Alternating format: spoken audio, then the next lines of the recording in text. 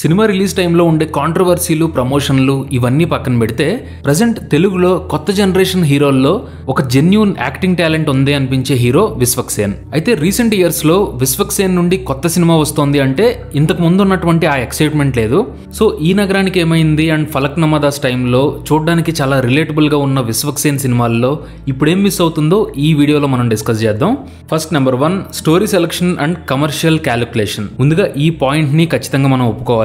ఎందుకంటే ఒక హీరోకి ఆర్గానిక్ గా జనాల్లో మాస్ ఇమేజ్ రావడం అనేది చాలా కష్టం. ఫలక్నామా దాస్ చేసిన తర్వాత విశ్వక్సేన్ కి ఇలా మాస్ సినిమాల్ని కూడా బాగానే పుల్ ఆఫ్ చేయగలడు అన్న పేరు వచ్చింది. బేసిక్ గా కమర్షియల్ మాస్ హీరో అంటే యాక్టింగ్, ఎమోషన్స్, ఎక్స్ప్రెషన్స్ వీటితో పాటు డాన్స్లు, ఫైట్లు, కామెడీ అన్ని క్యారీ చేయాలి. దీనికోసం ఖచ్చితంగా ఎక్కువ కష్టపడాలి. అయితే కమర్షియల్ సినిమా ఇచ్చేటువంటి కిక్ గానీ, ప్రాఫిట్స్ అండ్ పే ఆఫ్ గానీ వేరే లెవెల్లో ఉంటాయి. సో న్యాచురల్ గానే ప్రతి హీరోకి ఆ కమర్షియల్ స్పేస్ లో మంచి సినిమాలు చేయాలి అనే కోరిక ఉంటుంది. ఆ యాస్పిరేషన్ ఉండడంలో కూడా ఎలాంటి తప్పు లేదు. అయితే విశ్వక్సేన్ చేసిన కమర్షియల్ సినిమాలన్నీ కూడా స్టోరీ టెల్లింగ్ లో ఆడియన్స్ కి ఒక స్పెషల్ ఎక్స్పీరియన్స్ ఇవ్వడంలో ఫెయిల్ అయినాయి. ఇక్కడ స్పెషల్ అని చెప్పి స్పెషల్ గా ఎందుకన్నానంటే విశ్వక్సేన్ లాంటి ఒక new age hero commercial cinema చేస్తున్నాడు అంటే ఆబ్వియస్ గా ఆడియన్స్ ఏదైనా డిఫరెంట్ ఎక్స్పీరియన్స్ ని కోరుకుంటారు.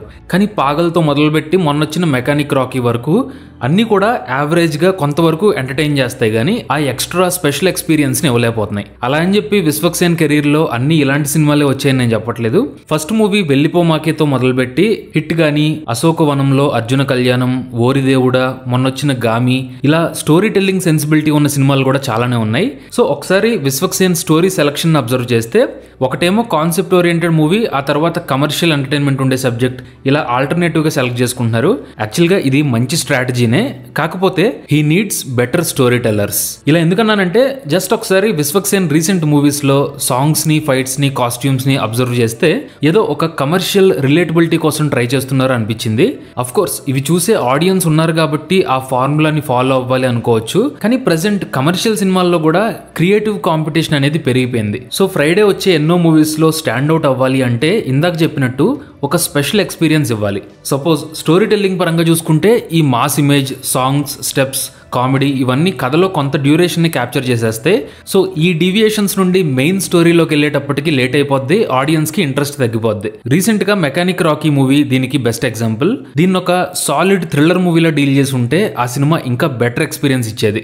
అఫ్ కోర్స్ ఈ కమర్షియల్ ఎలిమెంట్స్ మేబీ యూనివర్సల్ గా ఎక్కువ మందిని ఎంటర్టైన్ చేయొచ్చు, కానీ ఈ రోజుల్లో అందరూ కూడా స్టోరీ టెల్లింగ్ లో ఒక కన్విక్షన్ ని కోరుకుంటున్నారు. విశ్వక్సేన్ మాస్ మూవీస్ లో మాత్రం అది మిస్ అవుతుందని చెప్పాలి. Next untapped potential. Video starting లో చెప్పినట్టు విశ్వక్సేన్ చాలా పొటెన్షియల్ ఉన్న హీరో. ఈ మాట ఎందుకు చెప్తున్నానంటే యాక్టింగ్ లో వర్సిటాలిటీని చూపించడం నిజంగా అందరి వల్ల కాదు. కుదిరితే జస్ట్ మీరు ఒకసారి విశ్వక్ డెబ్యూ మూవీ వెళ్ళిపోమాకే అనే సినిమాని చూడండి.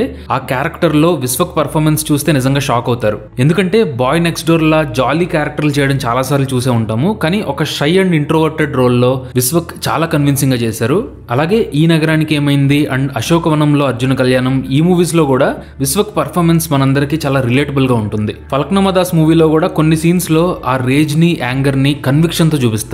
లాస్ట్ ఇయర్ వచ్చిన గామిలో కూడా విశ్వక్ ది ఒక రిస్ట్రెయింట్ తో సటిల్ పర్ఫార్మెన్స్ తో ఉన్న రోల్. అలాగని చెప్పి అన్ని క్యారెక్టర్లు ఇలా సీరియస్ గానే చేయమని కాదు. పాయింట్ ఏంటంటే మాస్ సినిమాలైనా, కామెడీ క్యారెక్టర్లైనా, పవర్ఫుల్ పాత్రలైనా విశ్వక్ పుల్ ఆఫ్ చేయగలడు అనే కాన్ఫిడెన్స్ ఉంటది. అయితే ఒకే జోన్ లో పాత ఫార్ములాని ఫాలో అయిపోయినప్పుడు మాత్రం సినిమాతో పాటు ఆ పర్ఫార్మెన్స్ కూడా అవుట్డేట్ అయిపోయిన ఫీల్ వస్తుంది. సో డెఫినెట్ గా ఇంకా పొటెన్షియల్ ఉన్న హీరో. రాబోయే ప్రాజెక్ట్స్ అయినా సరే ఈ యాక్టర్ ని ఛాలెంజ్ చేస్తే చూడాలనుంది. ఇక్కడ ఇంకో interesting aspect Vishwak as a director. NTR గారు ఏ ఉద్దేశంతో ఈ మాట అన్నారో తెలియదు కానీ ఒక ఫిల్మ్ మేకర్ గా విశ్వక్ వాయిస్ ఏంటో నాకు కూడా ఇంకా క్లారిటీ లేదు. ఎందుకంటే ఫలక్నామా దాస్ ఏమో అంగమల్లి డైరీస్ కి రీమేక్, అయితే ఆల్మోస్ట్ ఆ కథని మంచి ఫెయిత్ఫుల్ గా ఎంటర్టైనింగ్ గానే రీమేక్ చేశారు, కానీ ఒరిజినల్ వాయిస్ వినిపించలేదు. అలాగే దాస్కి దమ్కీతో ఒక టిపికల్ డ్యూయల్ రోల్ కమర్షియల్ మూవీని ట్రై చేశారు. జనరల్ గా ఒక యాక్టర్ ఫిల్మ్ మేకర్ అవడానికి చాలా కారణాలు ఉంటాయి. తన టాలెంట్ చూపించుకోవడానికి ఒక షోరీల్లా సినిమా చేయొచ్చు, లేదా తాను నమ్మిన కథని ఓన్ వాయిస్ తో వినిపించాలి అనుకోవచ్చు. రీజన్ ఏదైనా కానీ as a film maker Vishwaksen ఇంకా బెటర్ స్టోరీస్ ని డీల్ చేస్తే చూడాలని ఉంది. Next number 5 mass aspiration, controversies and media image. ఈ రోజుల్లో ఇంత డిజిటల్ నాయిస్లో ఒక సినిమా మీద ఆడియన్స్కి ఇంట్రెస్ట్ రావాలి అంటే రకరకాల ప్రమోషన్ స్ట్రాటజీస్ని ట్రై చేయాలి, అందులో అసలు తప్పులేదు. సో విశ్వక్సేన్ తన సినిమాల్ని ప్రమోట్ చేసుకోవడం, మీడియా నుండి డిఫరెంట్ రియాక్షన్స్ రావడం, ఇదంతా పార్ట్ ఆఫ్ ద గేమ్. అయితే కొన్నిసార్లు ఈ off screen image on screen movie ఎక్స్పీరియన్స్ని ఇన్ఫ్లుయెన్స్ చేసే ఛాన్స్ ఉంది. అఫ్ కోర్స్ డెఫినెట్గా థియేటర్లో సినిమా బాగుంది అంటే బయట ఉండే ఆ నాయిస్ మన మైండ్లోకి అసలు రాదు. సో ఫైనల్గా చెప్పేది ఏంటంటే విశ్వక్ లాంటి హీరో, ముఖ్యంగా పొటెన్షియల్ ఉన్న యాక్టర్ ఇంకా మంచి సినిమాలు చేయాలి అన్నదే నా point. Hope you like this video. Thanks for watching.